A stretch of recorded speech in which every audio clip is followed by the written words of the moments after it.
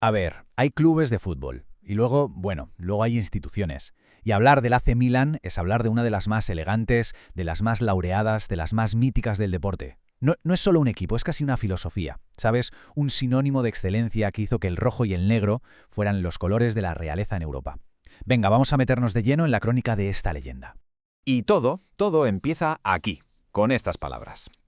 Es que en 1899, el fundador del club, Herbert Kilpin, no estaba eligiendo solo unos colores, estaba definiendo una identidad. Fue toda una declaración de intenciones que ha retumbado durante más de un siglo. Y la verdad, explica a la perfección el ADN de este equipo desde el minuto uno. Pues eso, con una identidad así de potente, la historia del Milan echa a andar. Vamos a los orígenes, a ver cómo un club fundado por un grupo de británicos en un hotel de Milán, pues acabó plantando la semilla de algo gigante. Y claro, de esa visión nace el apodo que les va a acompañar para siempre, los Rossoneri. Ojo, que el punto clave aquí es que no es solo un apodo y ya está. No, es como un recordatorio constante de su misión. Jugar con la pasión del fuego y con la intimidación del negro, de la oscuridad. Y vamos, que no tardaron nada en demostrar que la cosa iba en serio. Que si tenían ambición, pues la demostraron casi al momento. En 1901, solo 2 años después de nacer, ya eran campeones de Italia. Y de paso rompieron la hegemonía que tenía el Genoa. Queda claro que el ADN ganador lo traían de serie. Pero bueno, si la historia del Milan ya era grande en Italia, su leyenda, la leyenda con mayúsculas, se escribió en Europa. Su romance con la Copa de Europa, lo que hoy llamamos Champions League, es lo que de verdad define a este club. Es que la progresión es fascinante. Primero se hacen los amos de Italia en los 50 con ese trío sueco legendario, el Grenoli. Después, en el 63, dan el salto definitivo. El equipo del mítico Nerio Rocco, el padre del Catenaccio, ni más ni menos, levanta la Copa de Europa en Wembley. Y ojo, que fueron el primer equipo italiano en lograrlo. Y por si fuera poco, unos años más tarde, con el elegantísimo Gianni Rivera llevando la batuta, ¡zas!, repiten la hazaña. Vale, y si aquello fue la primera edad de oro, lo que vino a finales de los 80, eso ya no fue una evolución, fue una auténtica revolución. Una que cambió el fútbol para siempre. Entramos en la era de un equipo que para muchos es simplemente el mejor de la historia. Y el punto de inflexión tiene nombre y apellido. Bueno, 2 nombres. En 1986, Silvio Berlusconi compra un club que no pasaba por su mejor momento y toma una decisión que a todo el mundo le pareció una locura. Fichará a un entrenador casi desconocido, un tal Arrigo Sacchi. Lo que vino después es pura historia del deporte. Es que Sacchi no entrenaba un equipo, dirigía una orquesta.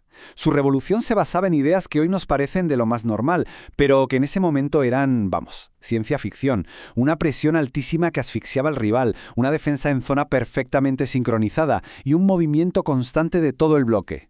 La única estrella era el equipo. Y aquí está la prueba más clara del resultado de esa filosofía. Este marcador no es un resultado cualquiera. No. Es el 5-0 con el que el Milan de Sacchi literalmente destrozó al Real Madrid en la semifinal de la Copa de Europa del 89. Fue una exhibición tan perfecta que, dicen, todavía se estudian las escuelas de entrenadores. Pero es que la historia no acabó ahí, ni mucho menos. Después de Sacchi llegó Fabio Capello, que cogió esa base y la perfeccionó, creando un equipo que pasó a ser conocido como Los Invencibles. Estuvieron 58 partidos de liga sin perder, una barbaridad. Y su obra maestra, sin duda, fue la final de Champions del 94. Un 4-0 legendario al Dream Team del Barça de Cruyff, pura demostración de poder. Y cuando ya parecía imposible repetir algo así, pues el Milan lo volvió a hacer.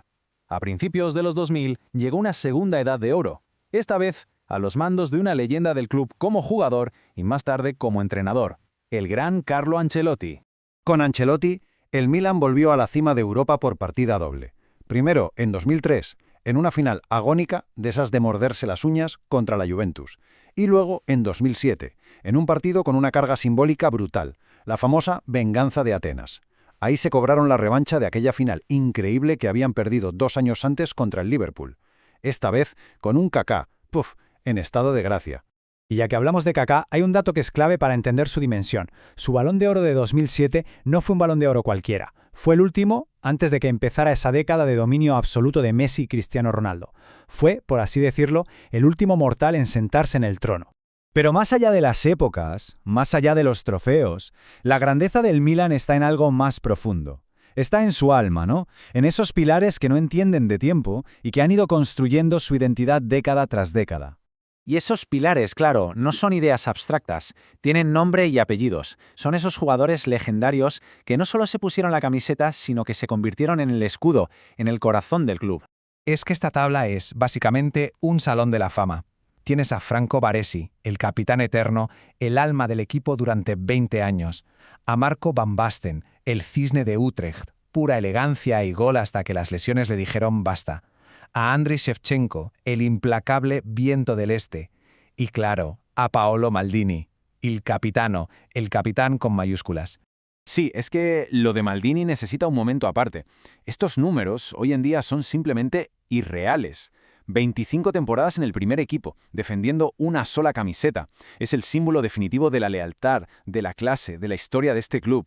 Y todos ellos, todas estas leyendas, forjaron su historia en este lugar, San Siro, el estadio Giuseppe Meazza, que no es solo un estadio, es un santuario, es la catedral del fútbol. Esas torres imponentes, la atmósfera que se respira ahí dentro, es el escenario donde el eco de sus hazañas todavía parece susurrar en las gradas. Lógicamente, después de tanta gloria, el club pasó por una década complicada, una especie de travesía por el desierto. Pero la historia del Milan es también una historia de resiliencia, de resurgir. Y su capítulo más reciente es la mejor prueba de ello.